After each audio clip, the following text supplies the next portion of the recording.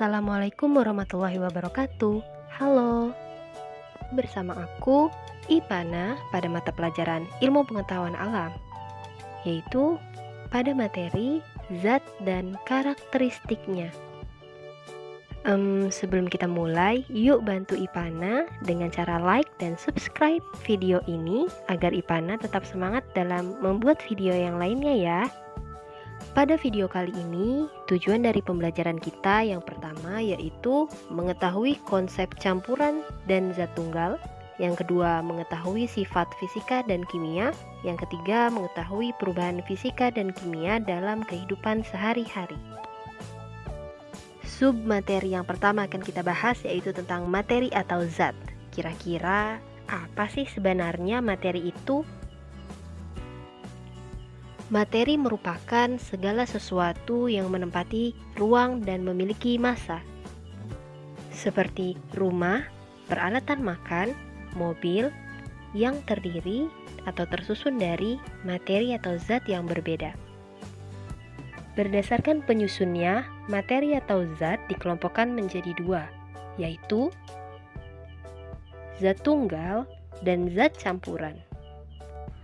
Zat tunggal adalah materi yang seluruh bagiannya memiliki susunan dan komposisi yang tetap. Zat tunggal tersusun dari satu jenis atom atau molekul. Contoh zat tunggal yaitu air, garam, gula, dan besi. Zat tunggal dapat diklasifikasikan sebagai unsur dan senyawa. Unsur adalah zat yang hanya mengandung satu jenis atom, contohnya emas murni. Jika suatu zat terdiri dari dua atau lebih unsur yang berbeda, maka disebut dengan senyawa. Contohnya yaitu air, gula, dan sebagainya. Kelompok lainnya selain zat tunggal yaitu campuran. Campuran merupakan hasil penggabungan dua atau lebih zat tunggal yang berbeda tanpa terjadinya reaksi atau perubahan kimia. Campuran dapat dibedakan menjadi dua, yaitu campuran homogen dan campuran heterogen. Campuran homogen adalah campuran yang memiliki bagian penyusun yang sama, contohnya seperti larutan gula. Sedangkan untuk campuran heterogen adalah campuran yang memiliki bagian penyusun yang tidak sama, contohnya seperti es campur. Dari penjelasan tersebut, dapat diketahui bahwa wujud dari zat ada tiga macam, yaitu zat padat, cair, dan gas. Sifat dari zat padat yaitu volume dan bentuknya tetap. Sifat dari zat cair, volumenya tetap, bentuknya berubah-ubah. Sedangkan untuk sifat dari zat gas, volume dan bentuknya berubah-ubah. Pembahasan yang selanjutnya yaitu mengenai sifat fisika dari suatu zat. Sifat fisika dari suatu zat meliputi wujud zat, kekeruhan, kekentalan, titik didih, titik leleh, titik beku, kelarutan, kemagnetan, massa jenis, kekerasan, dan kelenturan. Untuk masing-masing contoh dari sifat suatu materi atau zat yang ada, kalian bisa lihat di dalam tabel yang ada di bawah ini ya.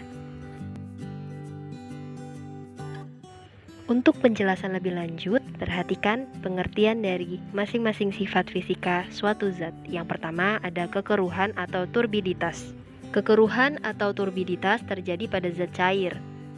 Kekeruhan atau turbiditas ini merupakan keadaan suatu cairan yang tidak bening karena tercampur oleh partikel halus. Yang kedua yaitu kekentalan atau viskositas. Kekentalan atau viskositas ini merupakan ukuran ketahanan zat cair untuk mengalir. Yang ketiga ada titik didih. Titik didih ini merupakan suhu suatu zat cair yang berubah menjadi uap. Jadi di sini mendidih terjadi pada suhu tertentu. Sedangkan uap atau menguap itu terjadi pada suhu berapa saja di bawah titik didih. Yang keempat ada titik leleh, lebur, atau cair. Nah, titik leleh, lebur, atau cair ini merupakan suhu suatu zat padat yang berubah menjadi zat cair. Yang kelima ada titik beku. Titik beku merupakan suhu suatu zat cair yang berubah menjadi zat padat. Selanjutnya yaitu yaitu ada kelarutan yang merupakan jumlah maksimum zat terlarut yang dapat melarut dalam sejumlah zat pelarut pada suhu tertentu. Yang ketujuh ada kemagnetan, di mana kemagnetan ini merupakan kemampuan suatu benda untuk menarik benda lain yang berada di sekitarnya. Yang kedelapan ada massa jenis, di mana massa jenis ini merupakan perbandingan antara massa benda dengan volume benda. Yang kesembilan ada kekerasan. Kekerasan ini merupakan kemampuan suatu zat tersebut untuk menahan goresan dari zat lainnya.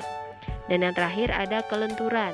Kelenturan ini merupakan kemampuan suatu zat untuk kembali ke bentuk atau ukuran semula setelah diterenggangkan atau ditekan. Nah, itulah tadi beberapa penjelasan terkait pengertian dari masing-masing sifat fisik suatu zat. Pembahasan yang selanjutnya yaitu terkait dengan sifat kimia dari suatu zat. Sifat kimia adalah sifat yang berhubungan dengan reaksi suatu zat dengan zat lain yang membentuk zat baru.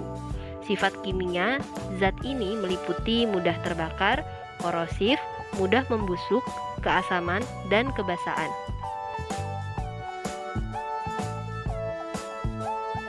Pembahasan yang selanjutnya yaitu terkait dengan perubahan fisika dan kimia. Yang pertama ada perubahan fisika. Perubahan fisika adalah perubahan zat yang hanya melibatkan bentuk fisik zat dan tidak menghasilkan zat baru. Perubahan fisika ini hanya bersifat sementara karena dapat kembali ke bentuk semula seperti air yang mendidih, es yang mencair, dan lain sebagainya. Perubahan fisika dapat kamu amati dalam kehidupan sehari-hari, yaitu seperti lilin yang meleleh, sambungan rel kereta api yang memuai, kapur barus yang menyublim, dan hujan yang turun.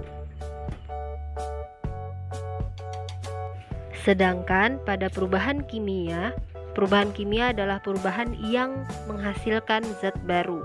Zat baru yang dihasilkan itu sifatnya berbeda dengan zat yang semula.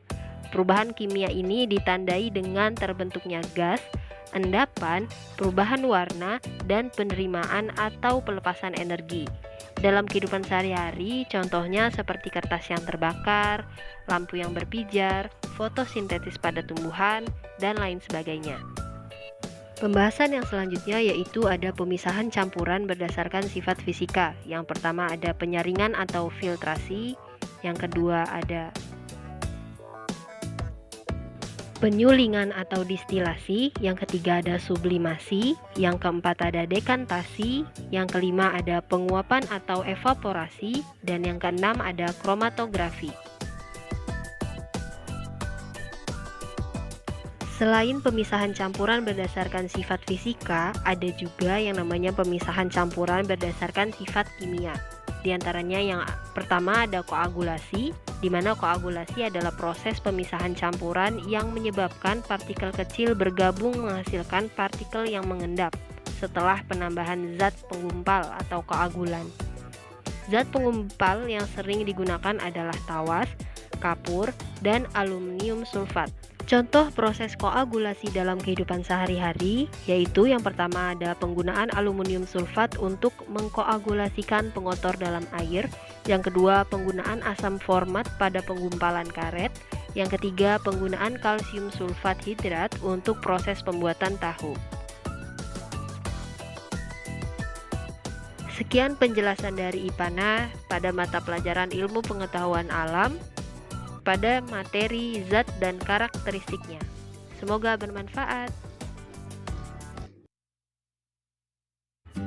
Terima kasih. Wassalamualaikum warahmatullahi wabarakatuh.